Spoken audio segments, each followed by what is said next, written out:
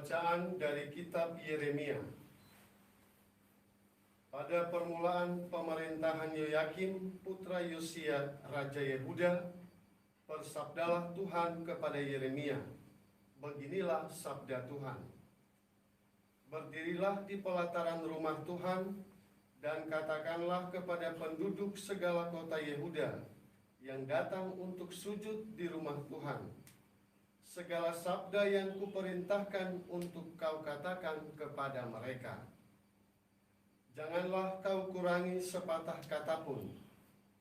Mungkin mereka mau mendengarkan dan masing-masing mau berbalik dari tingkah lakunya yang jahat, sehingga aku menyesal dan mencabut kembali malapetaka yang kucanangkan terhadap mereka karena perbuatan-perbuatan mereka yang jahat. Maka katakanlah kepada mereka, beginilah sabda Tuhan. Jika kalian tidak mau mendengarkan daku, tidak mau mengikuti Tauratku yang telah kubentangkan di hadapanmu, dan tidak mau mendengarkan perkataan hamba-hambaku, para nabi, yang terus-menerus kuutus kepadamu, tetapi kalian tidak mau mendengarkan, maka aku akan membuat rumah ini sama seperti Silo, dan kota ini menjadi kutuk bagi segala bangsa di bumi. Para imam, para nabi, dan seluruh rakyat mendengar Yeremia mengucapkan perkataan itu dalam rumah Tuhan. Sesudah Yeremia selesai mengatakan segala yang diperintahkan Tuhan untuk dikatakan kepada seluruh rakyat, maka para imam, para nabi, dan seluruh rakyat itu menangkap dia serta berkata, engkau harus mati.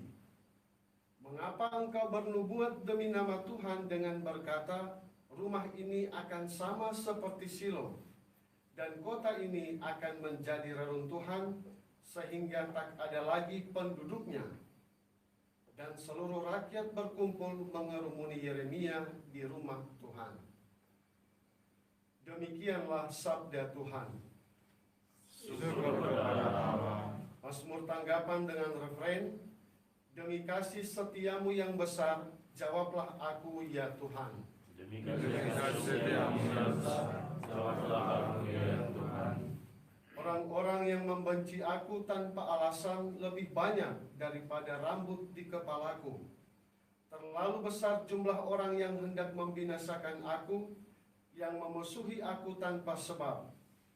Aku dipaksa mengembalikan apa yang tidak kurampas. Demi kasih setiamu yang besar, jawablah aku ya Tuhan. Sebab karena engkaulah aku menanggung celah, karena engkaulah noda meliputi mukaku. Aku telah menjadi orang luar bagi saudara-saudaraku, menjadi asing bagi anak-anak ibuku. Sebab cinta untuk rumahmu menghanguskan aku, dan kata-kata yang mencela engkau telah menimpa aku. Demi kasih setiamu yang besar, jawablah aku ya Tuhan. Tetapi aku berdoa kepadamu ya Tuhan. Aku bermohon pada waktu engkau berkenan ya Allah. Demi kasih setiamu yang besar, jawablah aku dengan pertolonganmu yang setia. Demi kasih setiamu yang besar, jawablah aku ya Tuhan. Baik, pengantar Injil. Haleluya, haleluya, haleluya, haleluya, haleluya, haleluya. Haleluya, haleluya, haleluya, haleluya, haleluya, haleluya. Sabda Tuhan tetap selama-lamanya. Itulah sabda yang diwartakan kepadaku.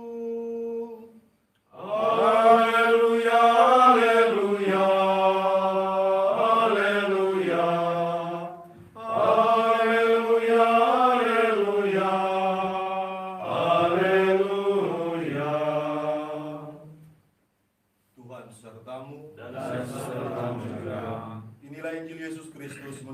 Matius. Dimuliakanlah Tuhan. Pada suatu hari Yesus kembali ke tempat asalnya.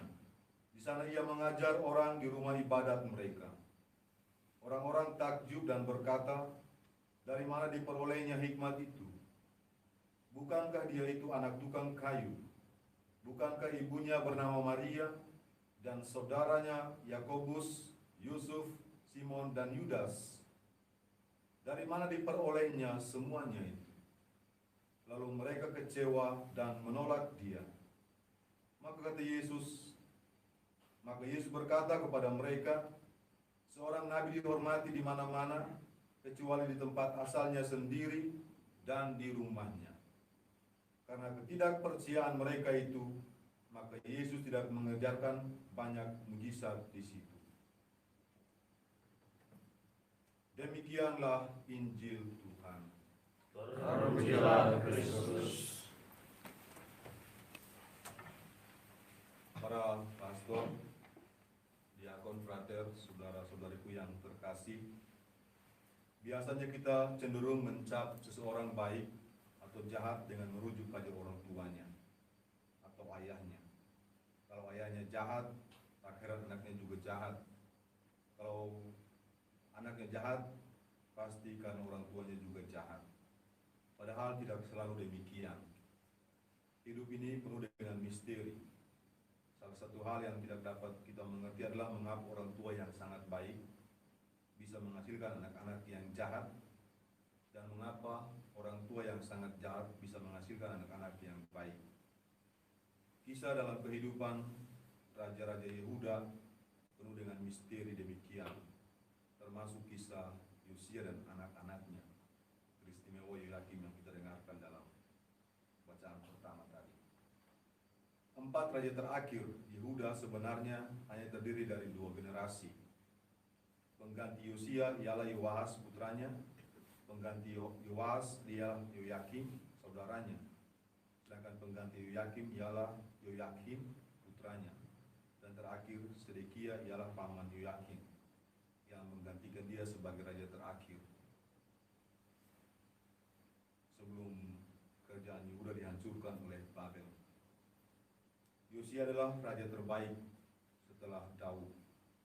Sayangnya keempat raja setelah itu jahat di mata Tuhan. Setelah Firaun Neko membunuh Yosia, maka rakyat Yehuda mengangkat Yoahas anak Yosia menjadi raja.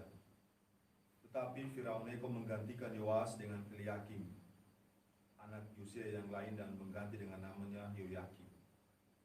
Kemudian kerajaan Babel menaklukkan Yoyakim setelah Babel mengalahkan Mesir. Setelah 3 tahun membayar upeti kepada Babel, Yoyakim mencoba untuk memberontak dan melepaskan diri dari Babel. Tetapi apa yang terjadi? Raja Babel dan juga bangsa-bangsa lain, bangsa Kasdim, Aram, Moab, dan Bani Amon, mereka bersekutu dan kemudian menyerang Yehuda. Pada saat penyerangan tersebutlah Yoyakim mati. Sangat disayangkan bahwa semua anak-anak Yosia, termasuk cucunya, disebut melakukan apa yang jahat di mata Tuhan. Sepertinya teladan dari Yosia yang berbalik kepada Tuhan tidak berdampak apa-apa kepada keturunannya. Padahal Yosia adalah salah satu raja terbaik yang pernah dimiliki Israel dan Yehuda. Seperti Daud dan juga Hizkia, dia takut akan Tuhan. Tetapi karakter yang baik ini tidak dilanjutkan oleh anak-anaknya dan juga raja-raja selanjutnya. Nah, Allah menyuruh Yeremia menulis semua firman yang pernah ia khotbahkan sejak awal tugas kenabiannya. Dengan membaca kembali firman, nubuat hukuman pembuangan ke Babel, diharapkan raja dan rakyat Yehuda bertobat. Ternyata hal itu tidak terjadi. Baru juru tulis Yeremia telah menulis dan membacakan semua firman itu di bait Allah maupun di depan rakyat Yerusalem, bahkan di hadapan Raja Yoyakim. Tetapi apa yang terjadi? Setiap selesai beberapa baris dibaca, raja langsung memotong dan membakar bagian gulungan kitab itu dan akhirnya memerintah agar Nabi Yeremia ditangkap. Yoyakim berpikir bahwa firman Tuhan adalah kata-kata yang bisa diabaikan, bahkan bisa dilenyapkan dengan mudah. Yeremia menyampaikan nubuat kepada Raja Yehuda dan penduduk Yerusalem bahwa Tuhan akan mendatangkan malapetaka bagi kerajaan itu. Mengapa? Karena orang Yahudi sudah meninggalkan Tuhan. Mereka membakar korban Baal di bait Tuhan, dan kemudian mereka mendirikan banyak bukit pengorbanan, dan juga bahkan lebih sadis anak-anak mereka dipersembahkan sebagai korban. Nah, apa yang perikop ini mengajarkan kepada kita? Pertama, Tuhan tidak menyukai kelaliman dan kesewenang-wenangan. Kelaliman adalah buah dari pengingkaran akan perintah Tuhan. Yang kedua, ganjaran Tuhan akan menimpa orang-orang yang lalim. Ganjaran Tuhan bukan semata-mata sebagai hukuman, melainkan sebagai teguran dari Tuhan supaya kita bertobat. Hal lain yang perlu kita pelajari adalah sikap Yeremia yang selalu teguh pada firman dan kebenaran Allah. Dia tetap berani untuk menyuarakan kebenaran firman Tuhan. Ia siap menghadapi semua risiko, baik ancaman yang datang dari penguasa maupun dari para pemimpin agama.